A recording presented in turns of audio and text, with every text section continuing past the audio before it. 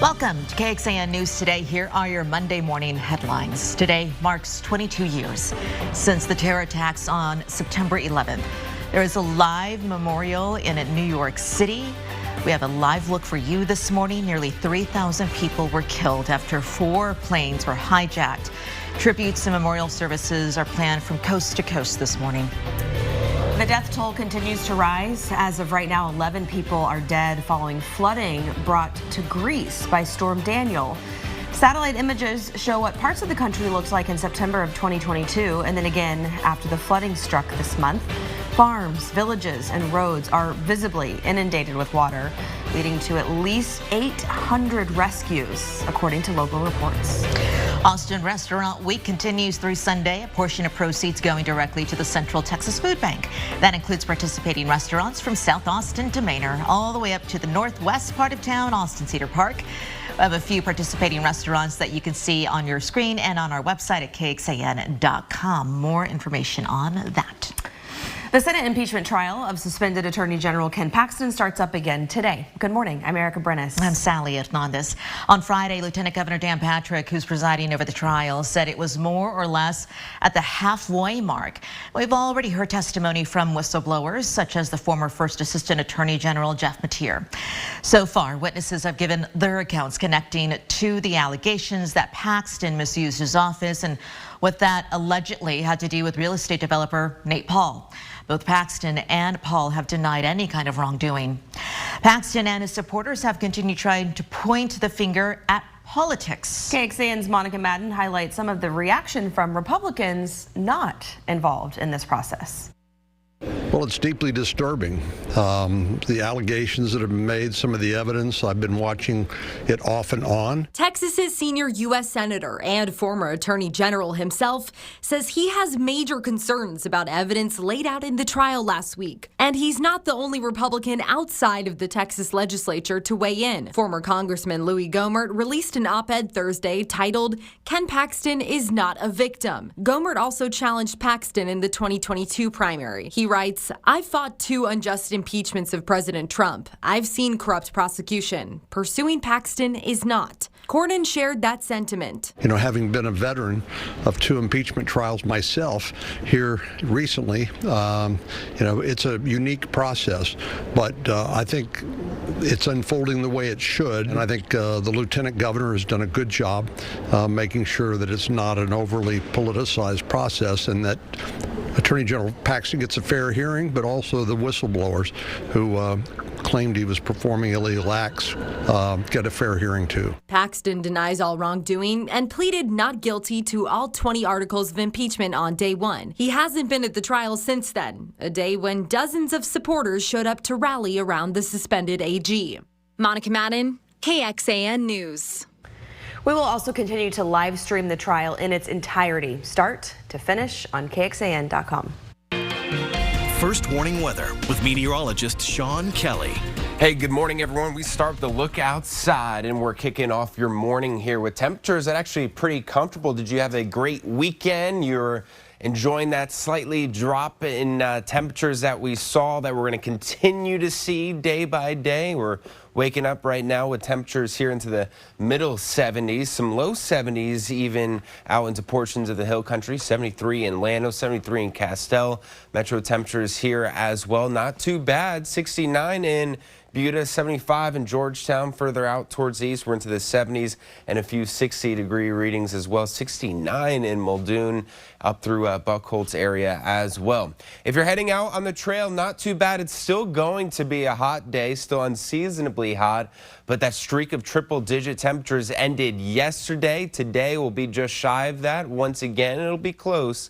Should reach a high temperature right around 98, 99 degrees or so, with low comfortable humidity that we'll see into the afternoon. It actually feels pretty pleasant right now, factoring that in, but it starts to increase towards the end of the week, but it looks like it'll pay off because we're finally looking at some rain chances that really ramp up. We'll talk about how much rain we could see over the course of the next 7 days coming up in First Warning Weather.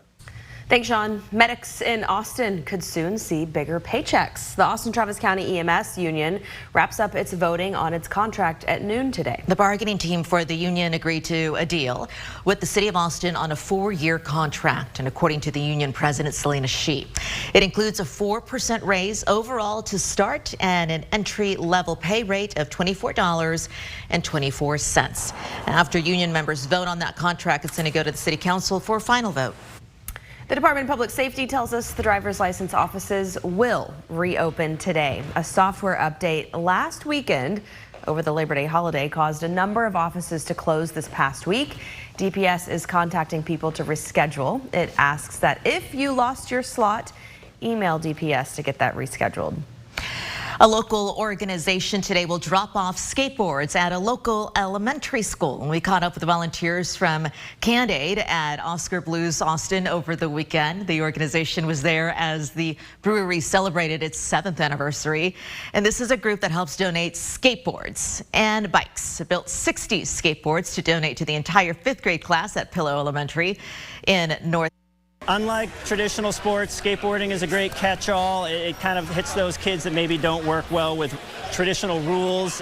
But there is a community, and there are definitely there's etiquette to it, but also just the social emotional benefits of skateboarding are incredible.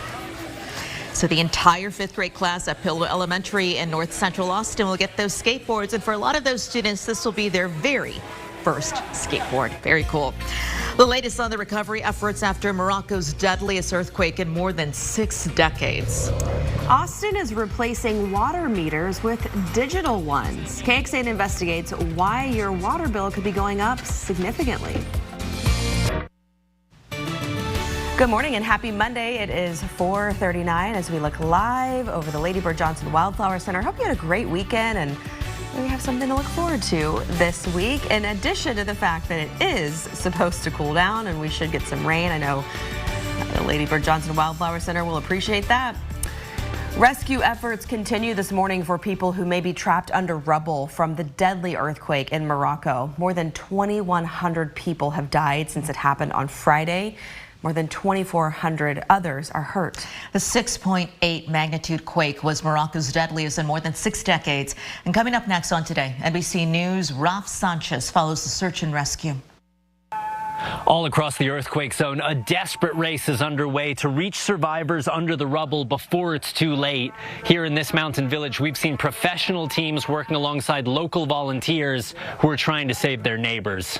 We'll have much more coming up on the Today Show. Leander is just one of many local cities continuing to grow. Coming up, what it plans to do with tax dollars to support its growth. Why the city of Austin is removing an iconic pecan tree in Barton Springs and the special tribute the city wants you to take part in. Opening night for the Cowboys outside of New York City, and it was a whitewash as they blasted the Giants to get the season started. I've got more on that coming up. This is KXAN Sports, brought to you by Thomas J. Henry. Good morning to you. What a night it was for the Horns in Tuscaloosa Saturday, and on Sunday, ranked 4th in the AP poll after that win over Alabama. It's their highest AP ranking since 2009, when, of course, they went on and played for the national title. Wyoming comes in this Saturday night. We'll hear from Coach Sark later today. Cowboys opener last night against the Giants on the road. It appeared to be a great Sunday night football opener on NBC. It was great for one team and not the Giants. Cowboys obliterate the Giants. Special teams, Wanye Thomas with the blocked field goal, and Noah Ibenganye with the return for the touchdown. Extra point, no good, doesn't matter. 6 was enough. And then 9, and then more. Saquon Barkley blown up, and Deron Bland grabs it out of the sky, and just like that, it's 16-0. The Cowboys haven't had to do anything offensively, and boy, it just keeps going from bad to worse for this Giants team. Daniel Jones on the fly opts to throw it, not run out of bounds, and it's picked off by Stephon Gilmore. Finally, some offensive highlights. They only had 265 yards of offense. That's because defense and special teams doing the job. Dak Prescott got a couple of weapons in the offseason, including Brandon Cooks, hits him for a 16-yard strike. Tony Pollard taking over as their primary running back. Pollard with a 2-yard touchdown, 23-0, and it just got better and better for the Cowboys, worse for the Giants. How about 40-0, your final score? So the Cowboys home opener next Sunday afternoon. They will take on the Jets. Aaron Rodgers and the Jets, they open their season tonight at home against the Buffalo Bills. Back to you. Roger, thank you. Last night marked the long-awaited return of Sunday Night Football right here on NBC. That also means, of course, in today's show's Special Inside Game series. It's back with special insider access to your favorite NFL teams all season long. So to mark off week 1, today teamed up with New York Giants Super Bowl champ Eli Manning to host a tailgate at MetLife Stadium for an incredible group deserving of a game day full of surprises in honor of Childhood Cancer Awareness Month this September. Right now, a group of courageous kids were given special access inside the stadium to cap off a tailgate to remember. Coming up this morning, the special surprise that Manning was able to arrange for these young warriors. So special. Sean, I saw a long face. Yeah. It was a good weekend. I was really excited for football. Football was back. My team's the Giants. Yeah. Oh, I'm sorry. Okay. But you know what? That game helped me go to bed really early. Yeah. You said forget it. After the first quarter, it's like, okay. I know. That's about how far I made it. But I cannot believe it was a shutout. Good weekend to be a Longhorn or a Cowboys fan. Oh, my gosh. I think people still are trying to get their voice back after screaming so loudly. Yeah, Longhorn game was amazing. Insane. It was insane. All right, let's get you outside. It's a brand new week, and this is kind of a big deal. We may be done completely with triple-digit temperatures. We didn't get there yesterday. It was close. We got a high temperature of 99 degrees. Out at the airport, however, we did reach 100 degrees, but not at Camp Mabry. Today, forecasting a high temperature right around 98, 99, so another day where it will be close. But for right now, currently sitting at 78 days of triple-digit temperatures with the potential that we're done. Officially in the 7-day forecast, we don't have any 100-degree days. So that is certainly a welcome change of pace. It's still going to be hot out there, still well above average. Starting off with a quiet look outside. It's a bit cloudy in southeast Austin, sitting at 76 degrees, 72 in Lampasas, 73 in Llano. Further out towards the east, temperatures there pretty comfortable down into the lower 70s. A cluster of thunderstorms we're going to keep an eye out for north and west of San Saba County. That shouldn't impact us other than maybe some very, very light drizzle. This is a decaying complex of thunderstorms that by the time it reaches us should be dry. But we do have an opportunity later on in the day to see a few thunderstorms that could reach our hill country areas, especially from Mason County, Gillespie County, up northward into San Saba in that 1 out of 5 risk for maybe even an isolated strong to severe storm. So this high resolution model here shows you dry through the day, but later on the afternoon, evening hours could see that quick burst of some showers, then maybe some thunderstorms 10, 11 o'clock at night, San Saba County down through Mason, Llano, Burnett area with another chance for a few isolated thunderstorms and showers late tomorrow night into Wednesday morning. I think this model here kind of going a little bit overboard on those rain chances, but you get the picture. Daily rain chances back in the forecast as well, especially for the later part of the week. This model says, yeah, we don't see that much rain. If you do, the best chance of rain will be north and west in the hill country, but those higher totals that we could see will be in the second half of the week, heading from Thursday, Friday, and into Saturday. So 99 degrees for high temperature today, 20% chance of rain will come late in the evening into the overnight. A few spot showers and thunderstorms will be possible as we head into the day tomorrow. And then look at this, a cold front that will drop us down into the lower 90s from Friday and into Saturday with some much better weather as well. Well, one of the most active volcanoes in the world began erupting in Hawaii. After a 2-month pause, the Kilauea volcano burst, glowing lava that is a safe distance from people and structures in a national park on the Big Island. Here you can see an overhead view of lava spewing from fissures at the base of the volcano. According to the Hawaii Volcano Observatory, the gases released by the eruption will cause volcanic smog downwind of the volcano. People living near the park are urged to avoid volcanic particles spewed into the air by the eruption. It only takes a few minutes to install the new digital meter that measures and transmits your water usage by wireless transmission. You're listening to a part of an informational video that Austin Water released explaining a 5-year project that started in 2020 to replace more than 250,000 analog water meters with digital meters. They're called smart meters, but customers have reached out to KXAN Investigates, dumbfounded by the amount of the water meters claim that they're using. Yeah, and as KXAN investigator Mike Rush found out, Austin Water does not even have a centralized way to know how many customers are complaining about suspected false readings during this multi-million-dollar conversion.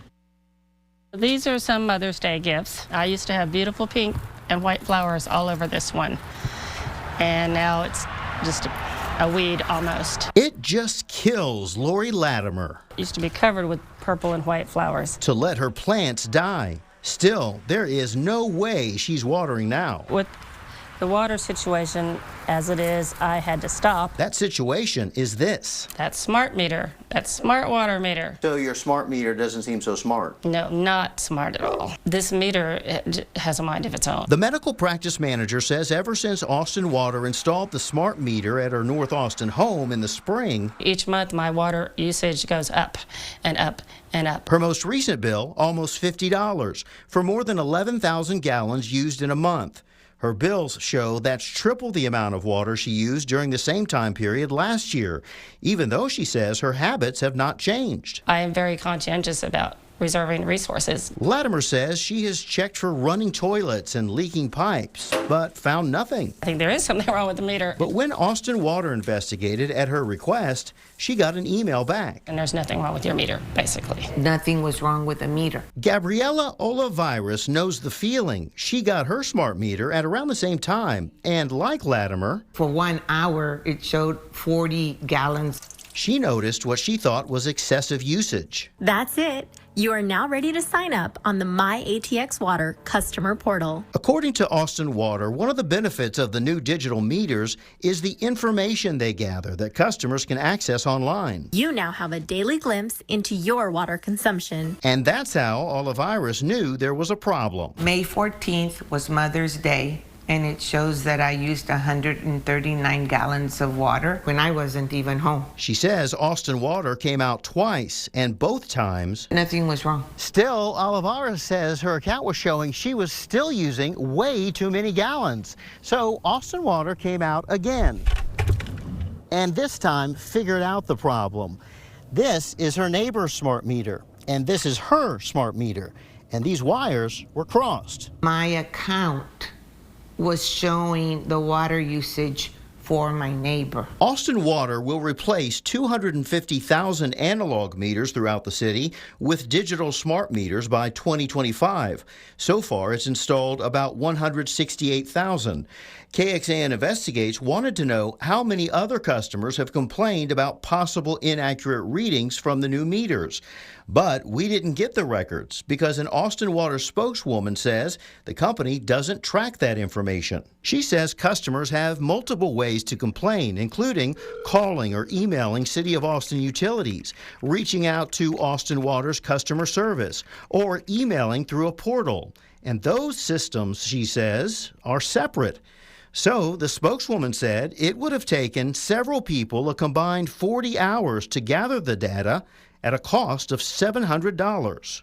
Austin Water refused our request for an interview and would not answer why it has not established a uniform system for tracking customer complaints of suspected false readings on such a large project. I don't believe that they do it intentionally, but we're human. Austin Water eventually rerouted the wires and corrected Olivares' issue, but Latimer is still waiting. I'm going to keep bugging them until they do something. Mike Rush, KXAN Investigates.